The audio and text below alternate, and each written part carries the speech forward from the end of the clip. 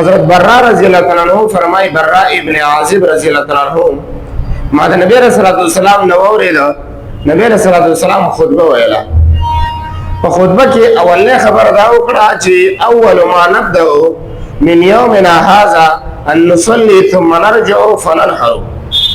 فمن فعل هذا اصاب سنتنا. نبی رسول الله فرمایل چې نن ورځ ابتدا به موږ په دې کار باندې کو چې اول به موږ مونږ کو، بیا به موږ نه واپس شو د اختر مونږ تنا واپس شو د واپس کېدو نه بعد نو فننحر یا موږ قرباني وکړو. او هر چا چې دا کار وکړو چې اول مونږ کو را واپس شو قرباني وکړه فقط اصاب سنتنا، دا زموږ سنت ته ورسېد. په دنیا کې هر امیر چې خپل مامور ته د یو شي امر وکړي او هغه مامور دا امیر د امر پورا خیال اوساتي، نو دا امیر راولګي د مامور ته یو بدله ورکي، یو سله ورکي، یو بهترینه انعام ورته ورکي، هغه ته داد ورکي. همدا رنګ هغه غټ عامر او د ټولو امیرینو امیر چې الله جل جلاله دی، هغه چې کله مسلمانانو ته د روژې امر ورکړ، مسلمانانو د هغې پاسداري وکړه، نو د هغې سلې دپاره یو ورځ وټاکله چې هغې ته یوم الجزا ویلی کېږي. او د هغه یوم الجزا نه موږ تعبیر کوو د وړوکي اختر ورځ. او بیا چې کله الله جل جلاله هغه هم تېره شوه، د هغې نه بعد بیا الله جل جلاله خلقو ته د عمرې او د حج توفیق ور نصیب کړ، او خلقو دغه امر د الله جل جلاله هغه غټ فرض د ادا کړو، د هغې پاسداري وکړه، نو الله جل جلاله د هغې په صله کې دوله یوم النحر ورکړه. یوم النحر چې هغې نه موږ تعبیر کوو د غټ اختر په ورځې سره. نو دا دواړه د الله جل جلاله په انعاماتو کې دي، او د الله جل جلاله ډېر لوی انعامات دي چې دا د خپل بندګانو باندې دا انعام وکړو چې دوی ته د دې غټو نیکو په بدله کې الله جل جلاله دا دوه ورځې د دې دپاره د خوشحالۍ یوم السرور یوم الفرح وټاکلې، او د دې دپاره د خوشحالۍ دپاره وټاکلې. نو په نن ورځ کې په ننني درس کې به انشاءالله العزیز د اختر مشروعیت، د اختر په احادیثو نه ثبوت، او د نبی علیه الصلاة والسلام په اختر کې کوم معمول او طریقه کار و، نبی علیه السلام ذبح کړې وه، څه وخت یې کړې وه، مونځ یې به څه ترتیب سره کړی و، نو انشاءالله العزیز د دې نه به یو کتاب عرض کوو. هر چې د اختر او د عید مشروعیت دی، صحابي فرمایي کله چې نبی علیه الصلاة والسلام مدینې منورې ته راغی، نو څه ګوري چې د مدینې منورې خلک دوه ورځې بناوي. نبی علیه الصلاة والسلام تپوس وکړو چې زما صحابه د مدینې خلک چې دا دوه ورځې مناوي، د دې مطلب څه شی دی؟ هغوی وویل نلعب فيه، یا رسول الله دا خلک وایي چې موږ په دې ورځو کې خوشحالۍ کوو، لوبې کوو، مزې کوو، چرچې کوو. نبی علیه الصلاة والسلام ورته وکړل ښه دا دوه ورځې د دې دپاره مناوئ؟ بالکل. صحابي فرمایي یا رسول الله د دې دپاره یې مناوئ چې دا کارونه پکې وکړي. نو هغه وخت کې خو صحابه مسلمان شوي وو. نبی علیه الصلاة والسلام ورته وفرمیل ان الله ابدلکم بها خیر، الله جل جلاله د دې دوه ورځو په بدلو کې الله جل جلاله تاسو له هم دوه ورځې درکړې چې هغه د دې دوه ورځو نه بهترې دي، ځکه چې هغوی به کومې دوه ورځې مناولې هغه څه د قرآن د الله د حکم او د پیغمبر د امر نه د هغې څه ثبوت نه و. زمونږ دا دوه ورځې د دې د قرآن او د حدیث د نبی علیه الصلاة والسلام د فعل قول تقریر د دې ټولو نه ثبوت موجود دی.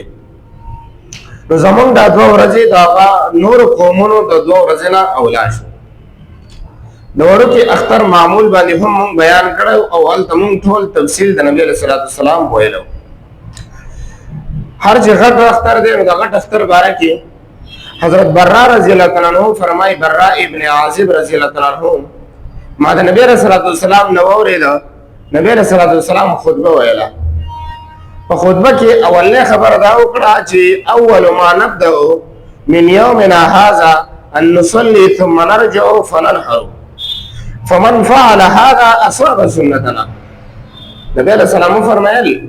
چې نن ورځې ابتدا به موږ په په دې کار باندې کو چې اول به موږ مونځ وکړو بیا به د مونځ نه راواپس شو د اختر مونځ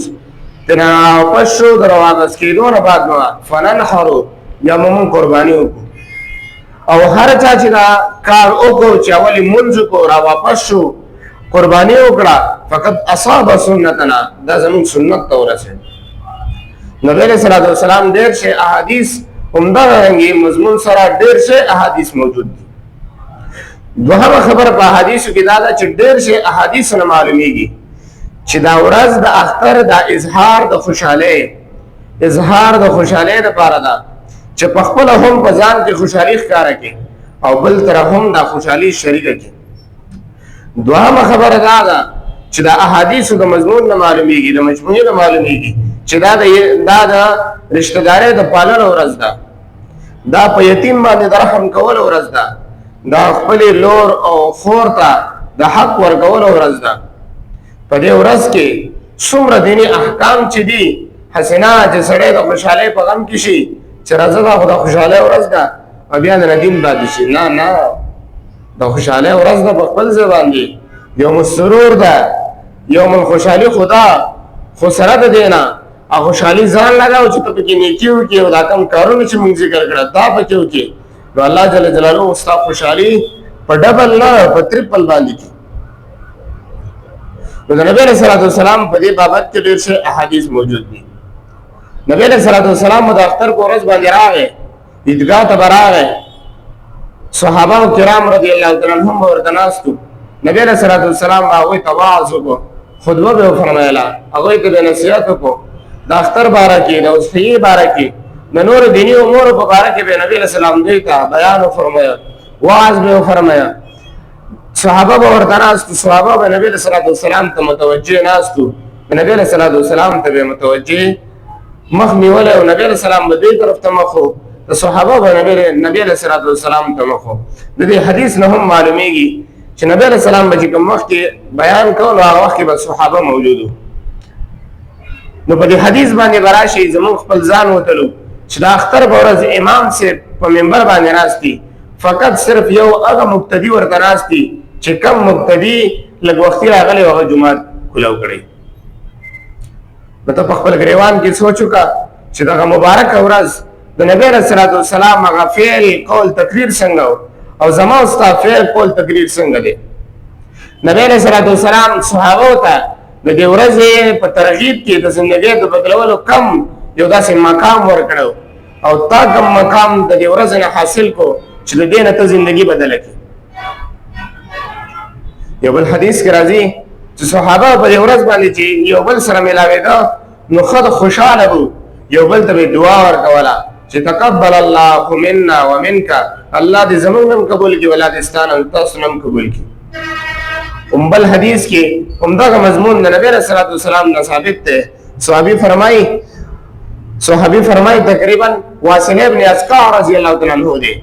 هغه فرمایي چې د نبی علیہ الصلوۃ والسلام سره د اختر پرز ملاو شوم نبی علیہ السلام چې ما سره ملاو شو نو مبارکه کې ما هغه ته او هغه ما ته دا کلمات فرمایل چې تقبل الله منا ومنك الله دې زموږ هم قبول کړي او الله دې تاسو هم قبول کړي دا خوشاله ورځ دا د اختر ورځ دا خوشاله ورځ ده په دې ورځ باندې د زړه د بغض او بغض دې ختم کا کله زړه کې د چا نفرت دې ختم کا کله زړه کې د اعلی مرتبه هغه خبيثه بیماری د روح چې هغه د تکبر ویل کېږي هغه درکې دا تکبر دې د زړه نه وباسه چې پته ولګي چې الله جل جلاله د دې لوی نعمت قدردانی او د دې لوی نعمت شکرګزاري ته په کوم حیثیت باندې ادا کړه کته دغه وکړه ځان کې زندگی بدل کړه خپلوالی دی وپالله نو پته ولګی دا چې الله جل جلاله عطا کړدا انعام چې پتا حج عمره نصیب دا غي نه بعد در باندې قرباني غد اختر ورځ درکړه نو د دې نعمت شکرګزاري هغه په پتا اله ولګي چې کله ته په ژوندۍ کې بدلون د عیدګاه شروع کی او په عیدګاه کې توبه وباسي چې الله د نن ورځ نه با هغه ستاسو صالحین منګانو کې چې نبی صلی الله علیه وسلم د معراج پشپا السلام علینا وعلى عباد الله الصالحین چالت به نبی رسول الله بزان سره په سلام کې شریک کړی دي ان شاء الله العزیز زبا په دغه معمول باندې جاری کېږم او دغه معمول د زندګۍ په هم جوړاوم او د زندګۍ نه ودا زندګي ستا امر نه خلاف چې کوم کارونه دي دغه ټول به د زندګۍ نه وباسم نو هله به ستا د نعمت شکرګرداني ادا کړي چې الله په تا باندې د هغه نعمت وکړو الله دې زه ته ورسولې بیا چې چاته د قربانۍ توفیق ورکړي او څوک د قربانۍ وړي او هغه قرباني کوي او بیا خپل قرباني د بل سره هم شریک کوي هغه خو پته نه لګي چې هغه په کومو الفاظو سره د الله جل جلاله د نعمت شکریا ادا کوي اما تا چې د نعمت شکریا ادا کوو دا د نعمت شکریا ده شکریا په دې معنی ده چې دا ما او تا الله ته جاری کړو چې الله نور خطا فرمایلی چې وان تعدوا نعمت الله لا تحصوها زما د نعمتونو شکر تاسو نشئ ادا کولی خو مونږ الله دا بطور یو نقل تاسو ته عاجزي کوو تاسو په مخ کې سرخ کته کوو چې الله مونږ د نعمت شکرګرداني نشو کولی خو یا الله تیرا نصیب کې او زمونږ د ادنا مرتبه کې د نعمت شکرګرداني دا چې کوم دی قبول کړي او زمونږ یې قبول وفرمایي بیا د اختر ورځ چې الله جل جلاله په موږ باندې راوسته د اختر په ورځ کې یو چند سنتونه دي هغه سنتونه باندې عمل کول د نبی رسول الله والسلام نه هغه چند سنتونه معمول بها د نبی رسول الله هم دي صحابه روایت کړي هم دي نو لہذا ډېر لوی فقها او احادیث کتابونو ټول لیکلي دي او هر کله چې سړی عیدګاه ته راځي منځ ته راځي او د منځ د افضلیت د قبولیت کې د دې شیانو ډېر لوی کردار دی نو پکار ده چې دغه یو چند سنتونه دي لږ دي ډېر نه دي سخت نه دي پکار ده چې دا سړی معمول وګرځي هغه سنتونو کې د ټولو نه اولې سنت دا دی چې د اختر په ورځ دي سړی سحر وختي پاسي او د وختي پاسېدو سره به دته یو څو فایدې نورې هم وشي چې دا اختر دپاره که د غسل کول غواړي که د کپړې بدلول غواړي نو هغه به هم په وخت باندې وشي او دوهم کار به دا وشي چې دته به په دغه مبارک ورځ باندې د سحر مونځ په جمع سره کولو توفیق هم الله ورکړي دوهم سنت په دې ورځ باندې د اختر مونځ کول دي خدا د اختر سنت دي نو دا دوهم سنت د اختر په سنتو کې هغه د اختر مونځ کول دي او د مونځ دپاره بیا وخت چې کوم دی هغه د اشراقو وخت دی مطلب چې نور راوخیږي د هغې نه یو 20 منټه سړی صبر وکړي د هغې نه بعد بیا مونځ کولی شي د اختر نو دا د اختر وخت دی د اختر مونځ رکعتونه 2 رکعته مونځ دی او د دې 2 رکعتو مونځ حکم د اختر مونځ په هر مسلمان باندې واجب دی خو صرف په نارینه باندې واجب دی او طریقه کار دا دی چې اول رکعت کې سړی سبحانک اللهم ووایي ثنا ختم شي نو د ثنا نه بعد بیا 3 تکبیرات کې چې هغې ته تکبیرات الزوائد ویلی کېږي او دویم رکعت چې کله سوره فاتحه ختم شي سوره فاتحې نه بعد سورت ختم شي سورت یې وویله سوره فاتحه هم وویله امام به د رکوع د ټیټېدلو نه مخکې 3 تکبیرات وایي دا هم 3 تکبیرات شنو 3 او جمع 3 دا 6 تکبیرات الزوائد دې ته ویلی کېږي په دې باندې ډېر شی روایات د نبي علیه صلات وسلام نه موجود دي چې حضرت په خپله باندې کړي هم دي صحابو کې هم معمول بیا دي نو دریم سنت د اختر د ورځې هغه په اختر ورځ کې چې کوم دی تکبیرات ویل دي چې سړی د کور نه راوځي عیدګاه ته راځي او د عیدګاه نه بیا کور ته ځي نو دا هم معمول بها او په هغه دور کې قرون ثلاثه کې بالکل د دې ثبوت موجود دی څلورم سنت هغه دا دی چې سړی د اختر په ورځ باندې غسل وکړي غسل لکه حضرت نافع رضی الله عنه د عبدالله بن عمر رضی الله عنهما نه روایت راخسته دی هغه د نبی صلی الله علیه وسلم نه روایت کی فرمایي چې حضرت د اختر په ورځ باندې غسل کړی دی نو عبدالله بن عمر رضی الله عنه هم د زندګۍ خپل معمول دا ګرځولی نو دا د نبی صلی الله علیه وسلم نه په خپله هم ثابت دی او د هغوی د صحابه کرامو په مابین کې هم دا معمول بها و چې د اختر دپاره دوی غسل کړی دی او دا غسل د اختر د مونځ دپاره مسنون دی او پنځم سنت د اختر د ورځې هغه دا دي چې سړی د ښایسته لباس واچوي که چېرې ښایسته لباس نوی وي نو خود به خود صحیح ده خو بیا هسې هم ښایسته وي ځکه نوی وي او که چېرې نوی نه وي زوړ وي نو صفا ښایسته سوتره وینځلی دي وي چې ښایسته وښکارېږي نو دا خوبصورت لباس پهن نه دې کې دا دواړه صورتونه داخل دي او دا دواړه صورتونه پکې شته پنځم چې کوم دی پنځم سنت د اختر د ورځې هغه دا دی چې د اختر په ورځ دی په غټ اختر کې خصوصا سړی د قرباني وکړي سړی د قرباني وکړي او د قربانۍ دپاره وخت د ښار والاو خلکو دپاره د اختر مونځ نه بعد دی او د دیهاتو او هغه ځایونو کې چې د اختر مونځ نه کیږي نو هلته چې کوم دی د هغوی د سهار د مونځ نه بعد بیا کولی شي. شپږم سنت دا دی چې د اختر د غټ اختر د مونځ نه مخکې د خوراک ونه کړی شي، بلکې د سهار د مونځ نه بعد تر قربانۍ تر د غوښې تر پخېدلو پورې د سړی امساک وکړي او دا خپله روژه دي دا 2 ګنټې وي 2.5 ګنټې وي دا روژه دي بیا د دې څاروي غوښه دې پخه کړي په هغې باندې دې ماته کړي. د دې هم د روایاتو نه ثبوت موجود دی او بالکل بخاري هم دا روایت راخستی دی. شپږم د اختر په سنتونو کې دا دی چې سړی دی د قربانۍ غوښه هغه راواخلي او 3 حصې دي کې یوه حصه د ځان د اهل لپاره وساتي، دوهمه حصه د رشته دارانو له ورکړي او دریمه حصه د چې کوم دی فقیرانو او غریبانو له ورکړي. نو په دې اول کې خو یې په خپلو بچو باندې ترحم هم وکړو او ښه صدقه په خپل اهل باندې نو صدقه یې وشوه او دوهم کې چې کوم دی صله رحمي هم وشوه، خپلوالي هم پاللی شوه چې خپلو خپلوانو ته یې غوښه ورکړله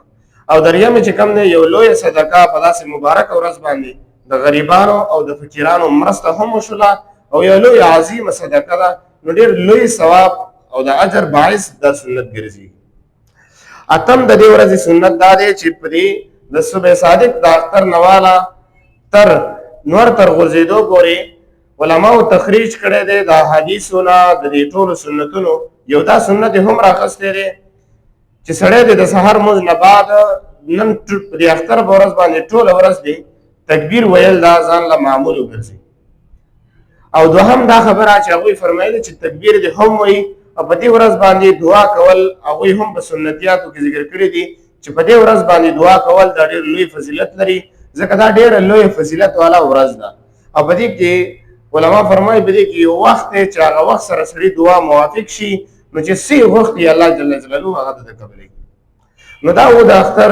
یو شپږ سنتونه لہذا دا د هر سړی په اختر په ورځ باندې معمول بها کي عمل دې پې وکړي یو ډېر لږ سنتونه دي دا ډېره د فضیلت والا ورځ ده د دې د فضیلت به او د ثواب به دوګنه شي ورته نو ګران نه دي آسان دي نو لہذا هر سړی دې کوشش وکړي چې په دې باندې عمل وکړي. یو وضاحت دا دی چې د اختر مونځ ختم شو د اختر مونځ وشو خطبه هم وشوه د خطبې نه بعد امام صاحب راپاسي دعا کوي نو مولانا محمد ادریس کاندیلی رحمه الله د بخاري یو شرح لیکلی ده تحفة القاري په هغې کې جلد نمبر 4 باندې صفحه نمبر 18 باندې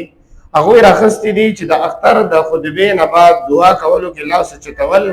د دې بالکل ثبوت نشته دی په قرون ثلاثه کې نو لہذا د لاس اوچتول دا نه دي پکار که دعا یې وکوله اجتماعي وکوله اجتماعي دعا کول په خپله باندې معمور دي خو دوی فرمایلي دي چې په دې وخت کې بیا دا لاس اوچتول